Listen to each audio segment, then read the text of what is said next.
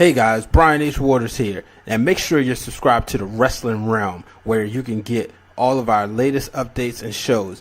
And make sure you check out the Wrestling Realm Returns, a video validated by Eazy-E Eric Bischoff himself. No, maybe that's for somebody else. We're just going to keep you right where you're at right now. It doesn't matter what you think. The Wrestling Realm presents Break It Down with Brian H. Hello ladies and gentlemen, welcome to a new episode of Break It Down with Brian H. I am your host, Brian H. Waters. As you know, this show is brought to you by the Wrestling Realm. Now, let's get right into today's show. You know what? I'm starting off with our top rope of the week. Going up to the top rope. It's time for this week's Top Rope segment of the week. This week's top rope, Bobby Lashley, Sami Zayn. Now, I know a lot of people aren't really feeling this rivalry. People want more for Bobby Lashley. People probably even want more for Sami Zayn. But one of the things that happened this week was Sami Zayn got personal, ladies and gentlemen. He got personal with Bobby Lashley. You know, the thing is, when you're a heel in nowadays and age, people tend to cheer the heels. They tend to like the heels. And then they tend to boo some of the faces. I've gone on record saying I'm tired of Bobby Lashley smiling.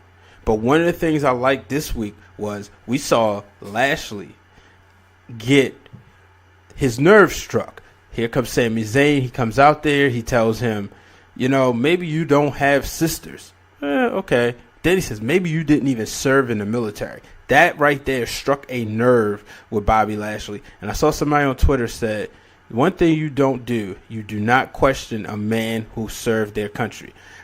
I loved it. I know some people say, oh, no, but no, you know what? It's heat.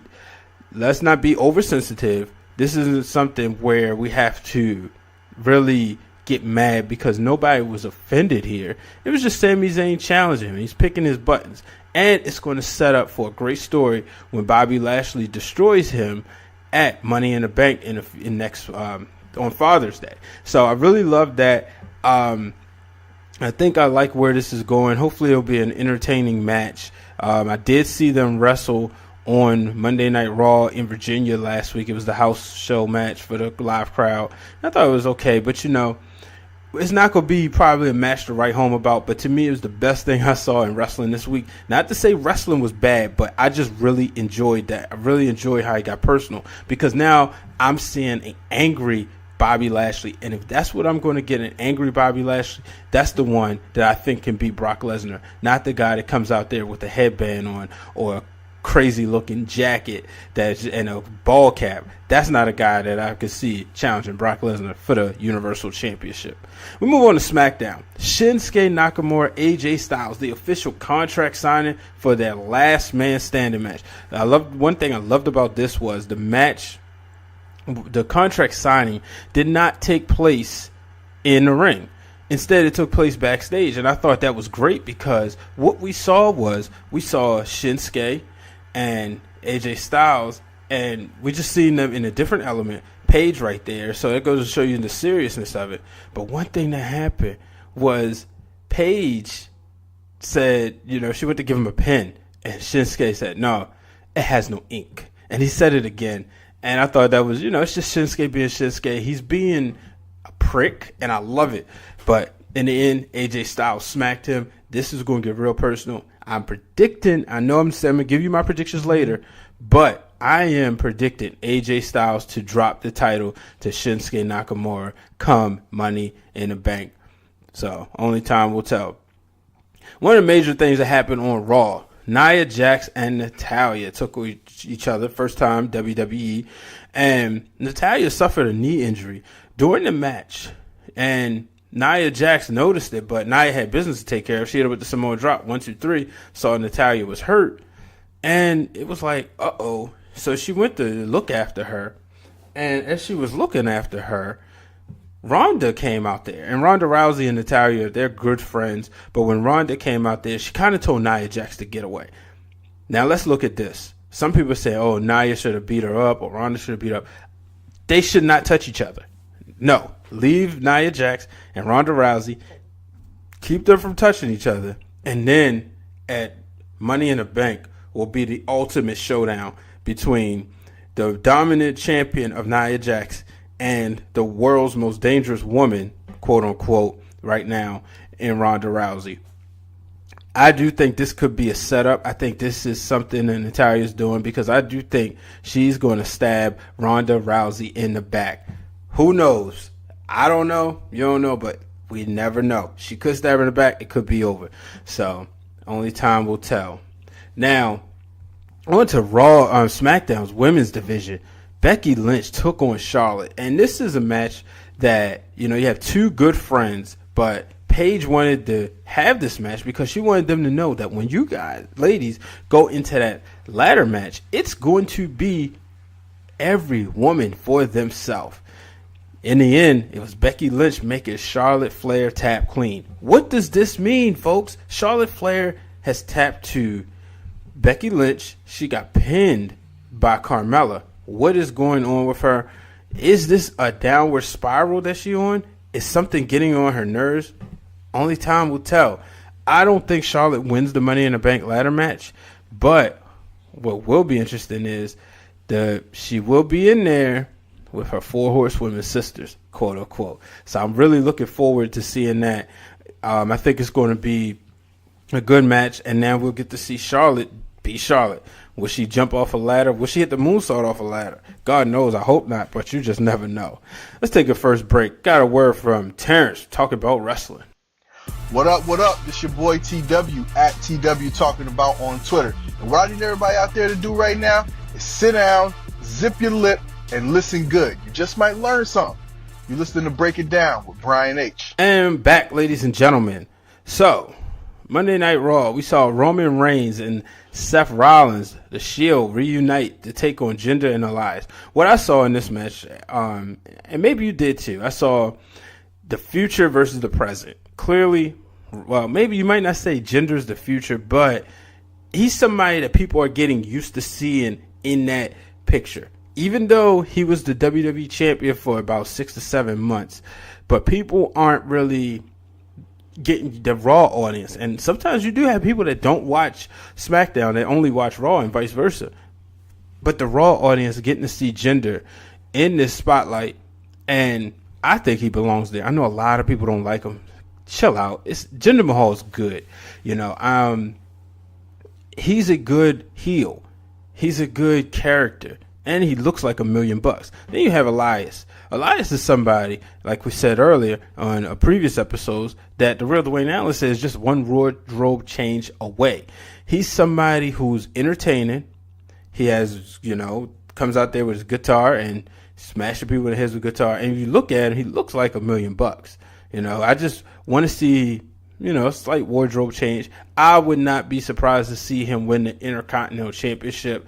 But, listen to my brother Corey from Wrestling Marks of Excellence. He's one that says he believes Rollins is going to carry that IC title for a while, which would make sense. But I do think we get a very good match. And I think Elias is getting ready to give us the best match of his career come Money in the Bank. So stay tuned for that one because it's going to be exciting. Now, on SmackDown, we had Big Cass once again teasing Daniel Bryan. Here's the thing about Big Cass teasing Daniel Bryan. I am over the big man showing, oh, you're not a little guy. I am over that. It's old. He's going out there saying, hey, I was out here and when you won the title at WrestleMania 30, I'll carry my bags. And I just looked at it like, what is he doing with the championship? Come on now, pick a different story. Pick a different battle. Give us another reason that you want to fight Daniel Bryan besides the fact that he's little and you're big. So be it, Big Cass. Nobody cares. So I'm just over that. But it's not my tapped out for this week because something else was just worse. But I'm just done. I do think there's still hope for Big Cass, but I'm just not feeling this whole big man, little man. And I really hope Daniel Bryan beats him so we can get on with this feud. He should have been with The Miz. That's what I'm going to just leave that there. Should have stayed under The Miz. But on to close the show of SmackDown, we saw No, you know what? I'm getting to that later. So, we also had a mixed tag team match. Lana and Aiden English taking on Jimmy Uso and his wife Naomi. This is an interesting feud. I know this is about setting up the Money in the Bank ladder match with Lana and Naomi, but I've loved the dance-off they had last week, which led to a Lana, as I call it, the ravishing rude awakening. But it's just something that's just very entertaining. I've really enjoyed these two, and we went from, and I believe it was at Talkamania, they tweeted, we went from Lana's music being so bad to too good. You know, you love when Aiden English comes out there and he cheers everybody on, and he comes out there, he's rapping or doing poetry or rhyming, whatever you want to call it, just to bring out Lana. And by the time she comes out, everybody's excited. So I don't think we see a feud between Aiden English and Jimmy Uso. I just think it was good, solid to give us Lana and Naomi in the same ring. So, all right, so moving back to Raw, the main event, Kevin Owens versus Finn Balor. I thought this was a great match. One of the things about these two is they're best friends or good friends. You know, everybody's best friends in wrestling. You know, Kevin Owens said Seth Rollins was a great friend, Finn Balor was a great friend, Sami Zayn was a great friend. I do believe Sami Zayn is probably his best friend. But we saw a great match between Finn Balor and Kevin Owens, the first and second Universal Champion. But in the end, it was Balor hitting the coup de grace off of the ladder. Is that a sign of things to come at this year's Money in the Bank? But, you know, the thing is, I don't think if you climb up that ladder and you hit the coup de grace, he might not be able to get back up the ladder to climb and grab the briefcase. I almost said beefcase. The briefcase. That's the thing that's important. It's not about climbing the ladder to hit your finisher. It's about climbing the ladder and grabbing the briefcase. And that's what Finn Balor is going to have to remember if he plans to walk out and regain the Universal title that he never lost, nor did he ever get a shot at. So let's take a break. I got a word from the Wrestling Marks of Excellence. This is Glenn Thomas with the Wrestling Marks of Excellence, and you're listening to Break It Down with Brian H. Waters, brought to you by the Wrestling Realm. And we're back. That was Glenn Thomas, Fox Sports Radio 1340, Wrestling Marks of Excellence. You already know where you can find them. So, last week on their show, they was talking about who would represent the New Day. I guess I got to say it. Who? So, Glenn and Corey both said Big E. Now, you know, I've said Xavier Woods. I felt this would be a time for Xavier Woods to shine. But then, when I was listening to him, and one of the things they said was, they feel that the reason why Big E would be selected was because he would be the biggest threat to winning Money in the Bank. And the more I thought about it, I said, you know what? They got a point. You know, that's why I love listening to other shows. I love listening to wrestling podcasts. So if you got a wrestling podcast, make sure you send them to me. Make sure you plug it away. But I really love listening to them because you get a lot of different perspective.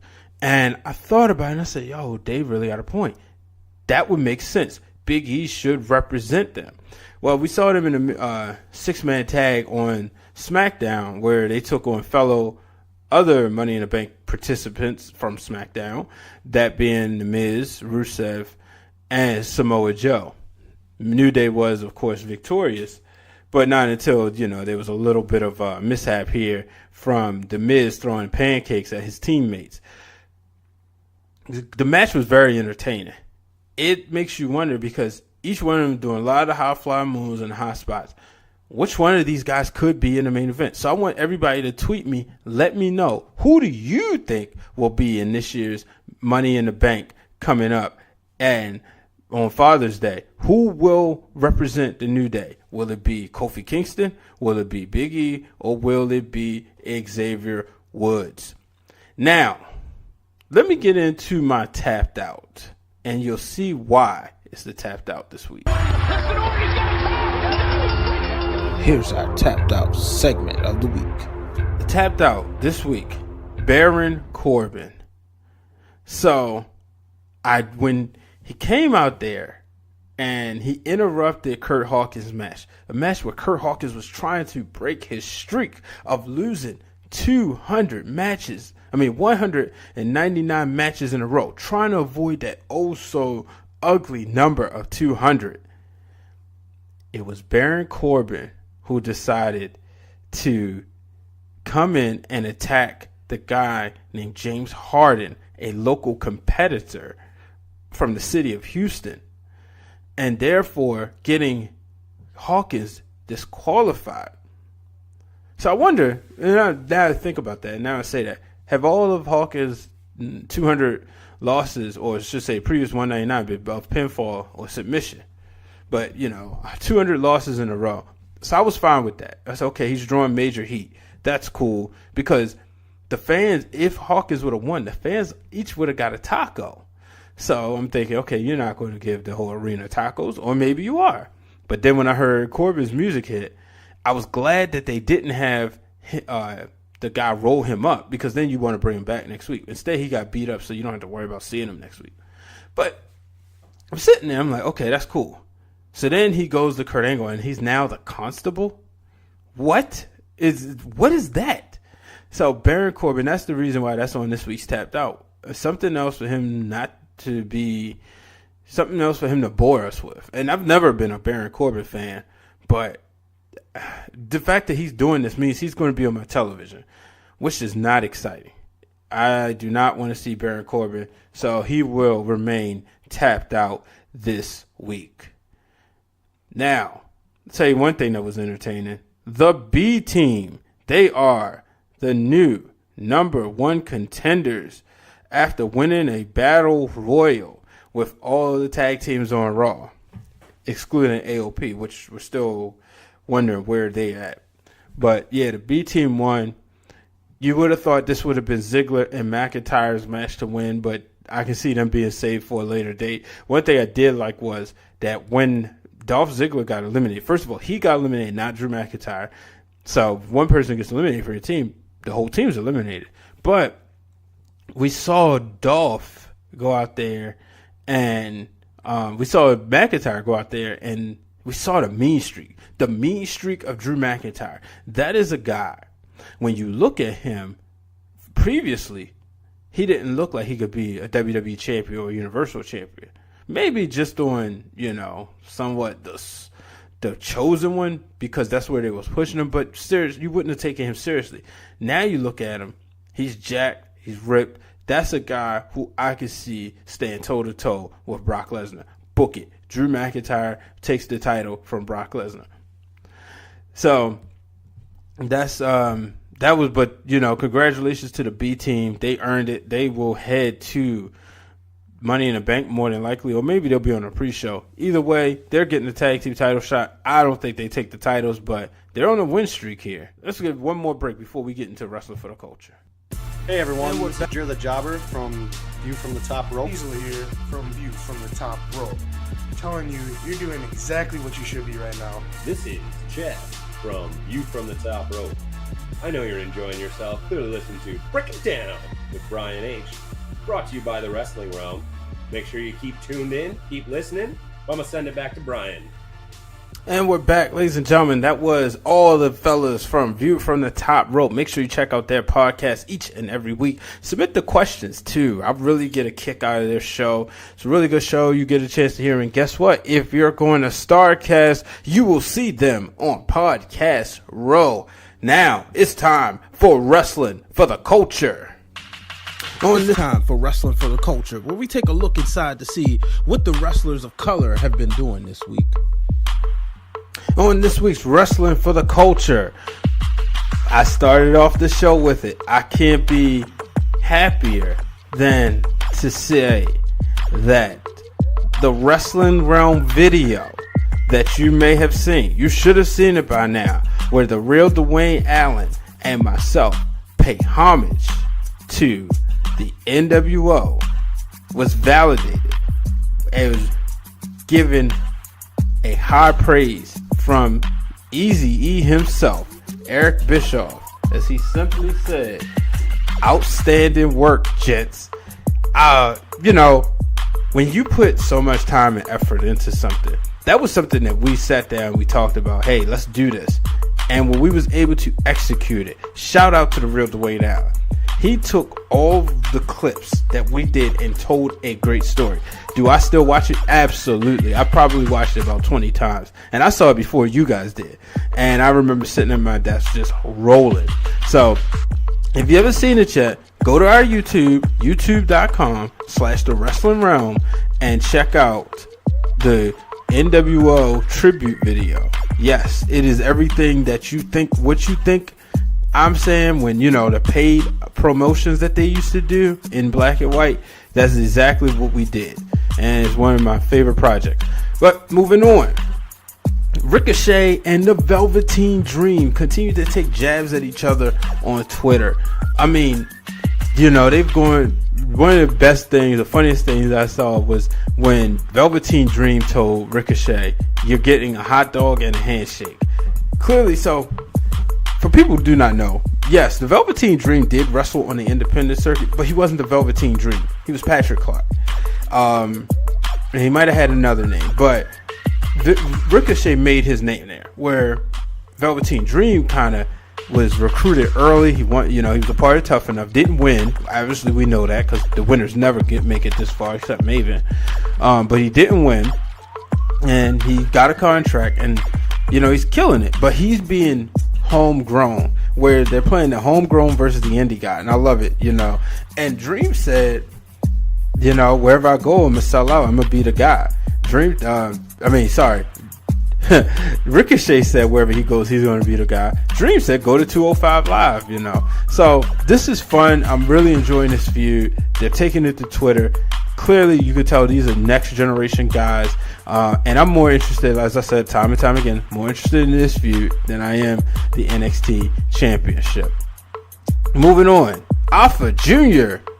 went to ROH. I really would love to see ROH sign Alpha Jr. For those who do not know, he is the son of the Hall of Famer, one of the greatest tag teams in the history of the wrestling business, the Hall of Famer Alpha Sr. of the Wild Samoans. And if you don't know, Alpha's tag partner was Sika, who is the daddy of Roman Reigns. So Alpha was in the WWE. He was Manu. He was with the group called Legacy, and unfortunately things didn't work out, so he's not still with them. But he's been having a great career on the independent circuit, including a WXW Ultimate Heavyweight Championship run, and of course WXW Heavyweight Champion. So shout out to him being at ROH. I would love to see them keep him, utilize him more. Thunder Rosa, another one. Another woman who was very huge in the independent circuit. She's also wrestling Lucha Underground. She will be joining Women of Honor, so that would be great to see. And Mia Yim, how about her? If you've been paying attention, Mia Yim last week wrestled Keith Lee amongst his in his final tour during his before going to the WWE, and then this week she wrestled Matt Riddle. So clearly intergender wrestling is working, and Mia Yim have been putting on 5-star matches. And this just in, 205 Live, we closed the show with Hideo Itami. Hideo Itami coming out to attack Mustafa Ali and Buddy Murphy, who wrestled in the main event. He is taking his respect, and you gotta love it. Hideo Itami is proving that he is somebody who can be a major player in the WWE or for the WWE audience. So you pay attention, because if this guy can go as far as he can go, I would love to see him win the Cruiserweight Championship, then get off at 205 Live and be the guy that we thought we was going to get when they brought Hulk Hogan in when they signed him. So that's it for this week's Wrestler for the Culture. Make sure you're subscribed. Make sure you go to dbrianhwaters.com, where you can get Wrestler for the Culture each and every week. Now it's time to go from the realm. And now for this week's questions from the realm. So from the realm this week, we got our regulars. First, starting off with the Shark, Sean Williams, and here's what he has to say. What is it that some people are seeing in Lars Sullivan that others are missing? I can't recall being less excited about a match with Aleister Black than him and Lars Sullivan. I don't know. Maybe size. I just don't see it. I know they put him in a match with Ricochet and Velveteen Dream, but the only thing that did was show how athletic Velveteen Dream and Ricochet was, and then further their storyline. I don't know exactly what it did for Lars Sullivan. I know him and Aleister Black started off the show last week, but I'm with you, Shark. I'm just not into it, so I'm not even gonna waste more time. Who wins the NXT title first, Ricochet or Adam Cole? Adam Cole, baby. Adam Cole was just money, man. He will main event WrestleMania one day. I'm telling you now, Adam Cole will main event WrestleMania. Therefore, he will win the NXT title first. Where do you see this Constable thing going with Baron Corbin? Who's worse, him or Big Cass? So let's see. This Constable thing is just going to annoy me. It's going to annoy everybody. I don't see it going far at all.